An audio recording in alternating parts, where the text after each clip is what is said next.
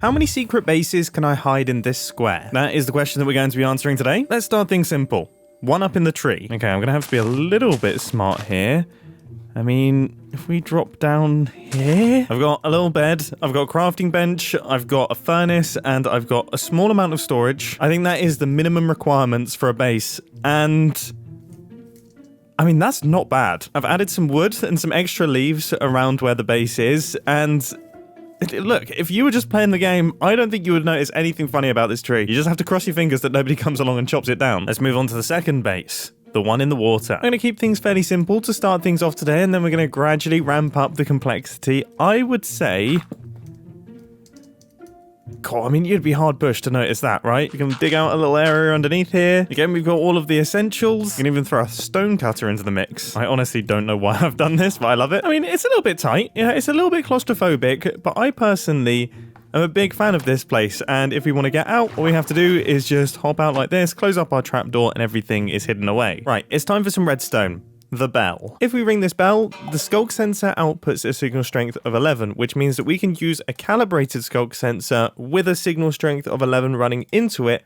It will only hear the bell. It will also hear other sounds, like the sound of chiseled bookshelves being altered or lecterns moving, but there's none of those in this area, so there's no risk of it being activated by accident. Now, I personally think that when we ring the bell, this piece of cobblestone should be retracted out the way, and we should drop down into our base down here. So I've set up a little bit of redstone. This lectern here is giving a signal strength of 11 to our calibrated skulk sensor, so now when we right-click on the bell, yeah, the block moves out of the way, we can drop into our base. Maybe I'm getting a little bit carried away this early on, but I thought it would be a good idea to have something that allows us to get out. I mean, I guess that is kind of essential. So I've added in this automatic slime block launcher, which triggers when we activate the bell down at the bottom here. And I gotta say, it's ridiculously satisfying. So now let's build up our little hidden base. Something like this should do the trick. And I gotta say, again, a little bit claustrophobic, but it's pretty lovely. And everything all seems to be working perfectly. This one's cool. It's time for another simple one because I've just come up with an idea. I've just placed a bunch of stairs in this area, and I think if I run into this corner, yes. And then if I want to get out, perfect. It does feel a little bit cheeky having a hidden base down there, but it is within the space of the red square. But don't worry, I'm not going to do a bunch in all of this cave system. So I've just spent a little bit of time turning this secret base into a home, and one personal detail that I really like are these two ender pearls here that are the emergency ender pearls, just in case you haven't brought enough with you to actually get out. Hidden base number 5, the composter. I really like the idea of hopping into this thing and then maybe throwing an item on the ground. Wait, will a skulk sensor detect that? Did that go? Really? That is some ridiculous range. Okay, we'll need to do something to actually cover up this skulk sensor over here. Okay, it looks like that's worked. We can have a system where if you jump in here and then put some pumpkin pie into the composter, it will then drop down into the ground and take us into our secret base. That is absolutely perfect. The only thing that we need is a triple piston extender, and I've used this really compact design by Sassy Fish that works perfectly. There is our little composter. If I hit the button again, everything travels back upwards. And so now I've switched out the button for a calibrated skulk sensor. Once again, we've got a lectern, page 11, so this is all calibrated for the sound of the block interaction. And now I can just stand inside the composter and that is perfect. So I kind of want to make a produce-themed base here. Not sure how I feel about the podzol carpet, but it's kind of both wrong and right. That was an awful lot of mustache. Hey, you're not meant to be here. Oh, but it does kind of perfectly fit the vibe. Oh, that's super cool. So obviously I can go down in my little composter here, but then if I also spin this item frame, that also triggers the skulk sensor. So I think instead of pumpkin pie, I should have seen that coming. I'm going to have a little key in there. The composter base is all complete. So now let's move on to the path base. The idea of this one's pretty simple. When we turn this one into a path, that is interesting. Oh my goodness, it activates both of them. The range of skulk sensors is enormous. So I need a little bit of wool here, and I guess some form of wool kind of here. Gosh, that does actually make things a little bit more challenging than what I was initially hoping for. And we're running out of space in all directions here. Right, I think I have a plan. So this block of grass gets turned into a path block that is detected by this observer, which then activates this piston somehow, moving the path block over here, turning it back into a dirt block. And then we will also have a double piston extender, which will take this block here down to this block here, which means that we will have a nice little staircase going into our base. So let's see. Okay, that's good. Except our triple piston extender fired. We're just going to ignore that for now. Oh my goodness, I'm running into big problems here. Okay, I think we've got a double piston extender somehow slotted into this gap. This contraption is so weird. But I think I've got the majority of it working, so you can see that our staircase is being formed here. Let's just quickly build up the base. And I would say this one it's got the mossy, carpety floor because, of course, we've got these grass blocks here. I don't know if I'm going insane, but this strikes me as quite a sweet little place to stay. The only thing that I have to work out is the closing. Can I just do... I mean, I could just do that. Oh, no.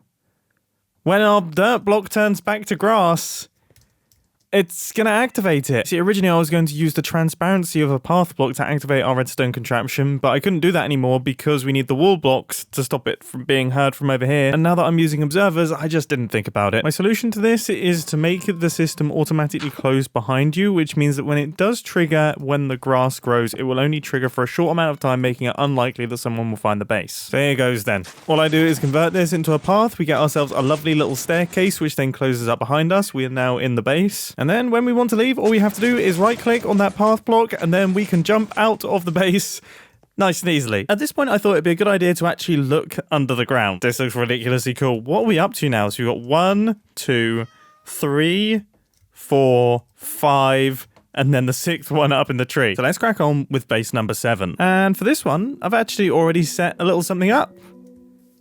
Can you see what I've done? Can you see what I've managed to hide? Yeah, using that trapdoor with an observer behind it to detect the opening of the trapdoor, I think we should be able to move this path block down to here.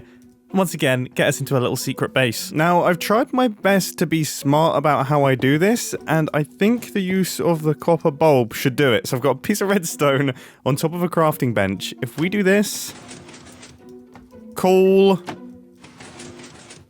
and cool. Okay, so that should mean that when we open this thing, it will actually switch the lights on, and then when we close it, it will switch the lights off. It's a nice detail. It's pointless, but it's nice. What do we think to this little place here?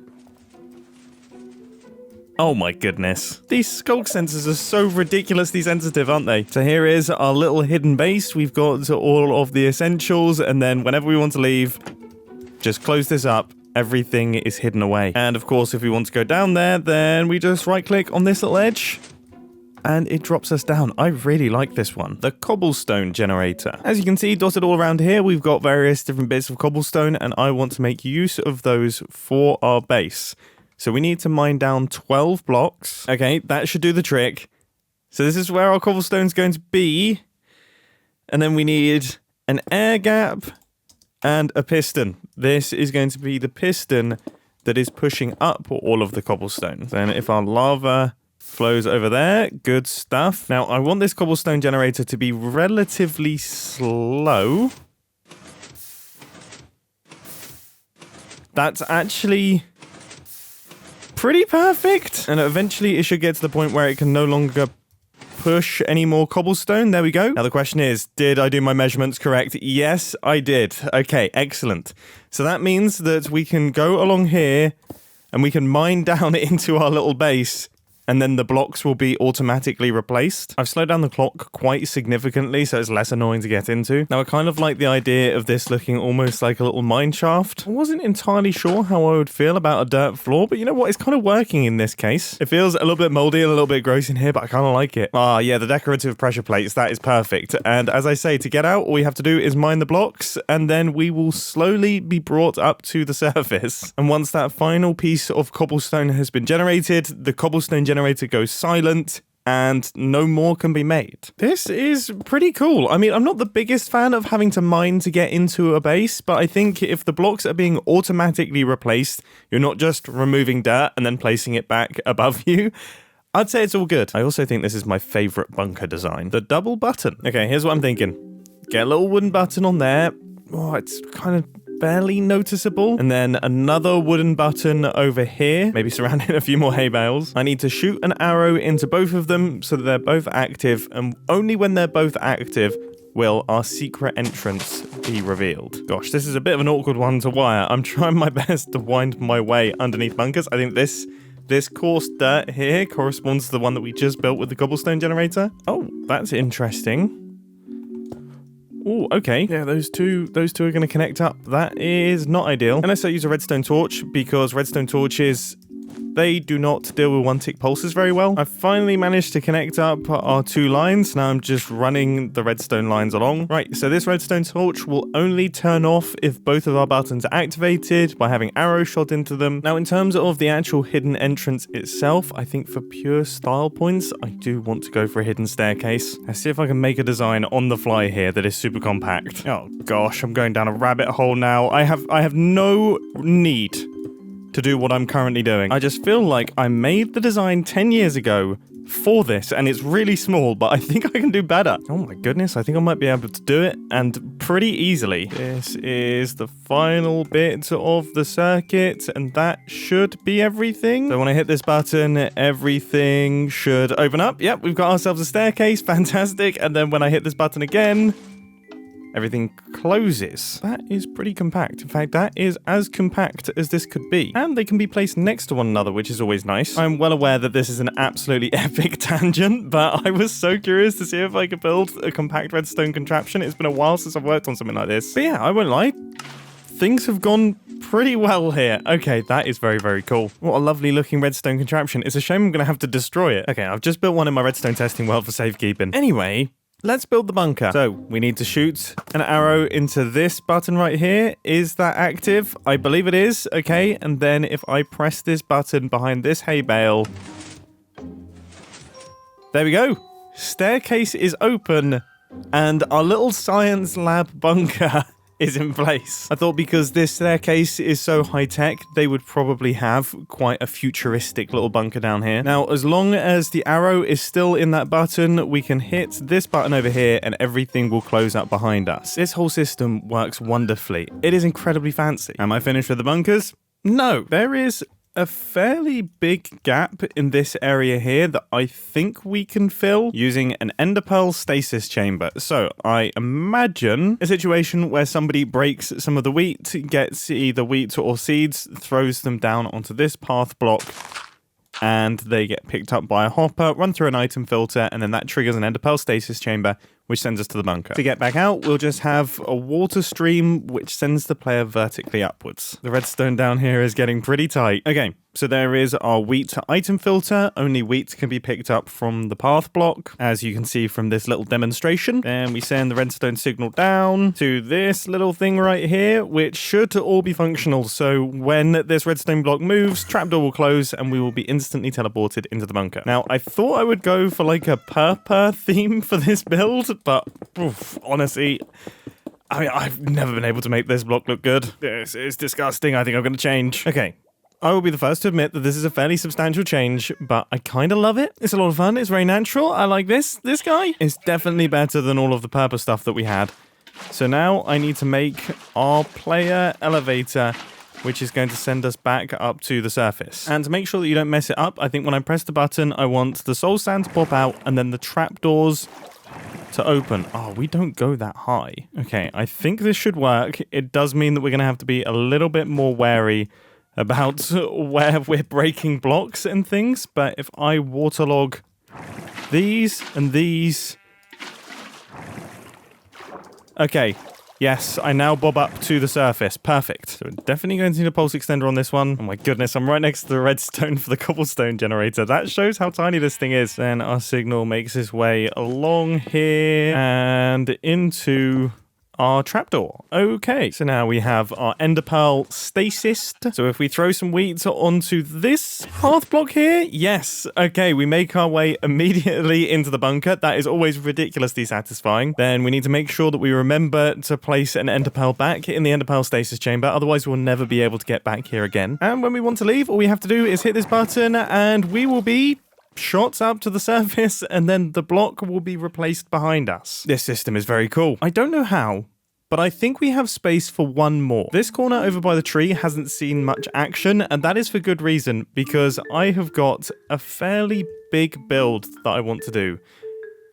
I want to remove both the logs from this tree, and that opens up a hole, allowing us to drop down into the bunker. That is hard. This circuit is known as a hipster door. It allows you to make a piston door without any redstone above the ground. It's been ages since I've built one. The early days of my channel were effectively dedicated to hipster doors, it feels like. And some of these contraptions were absolutely ridiculously massive. Goodness me. Nowadays, they're considerably smaller, but we do have the added difficulty that for this hipster door, we also need to move the pistons and things for the hipster door out of the way as well, so that we can drop down into our chamber. And oh my goodness, we do not have much space to work with here. So my official plan of action is to utilize an existing hipster door design. This one is by Crafty Masterman. It's 1 block wide, which is exactly what I need. It's also about 6 years old, but it still works perfectly. Okay, so if this was a tree, then we've got the bottom of the tree, and then we have no bottom of the tree. Now, all we have to do is get this piston out the way, and then get this block down here, and then both of these out the way, and then this can be the entrance to our bunker. Okay. It's definitely not over yet. Oh my goodness, then we need to do all of that in reverse for the extension. This is hard. I thought having the hipster door circuit would make my life easier, but it doesn't. This is difficult, and for some reason, I'm trying to keep it 3 blocks wide. After the previous success of my tiny staircase, I want it to be this big. Like, that would be so cool. All right, I think I've got all the elements working. So there is our tree retraction, and then this circuit needs to fire. And then this circuit needs to fire. And that is our door open, and then we need to do the opposite. So this needs to fire, and then this needs to fire. And then the tree closes. Okay. Cool. I can see a path to the completion now. It has been an hour, and I can see no path to the completion now. Yes! Okay, I've managed to get it to open. Oh my goodness. Now I just need to get it to close, and we are done. I've spent another hour on this now. All I need to do is power this redstone dust. And I could do it if I just made the machine bigger, but I refuse. No. What?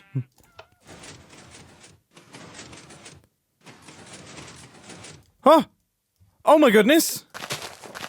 Oh my goodness. Oh my goodness. Oh my goodness. Oh.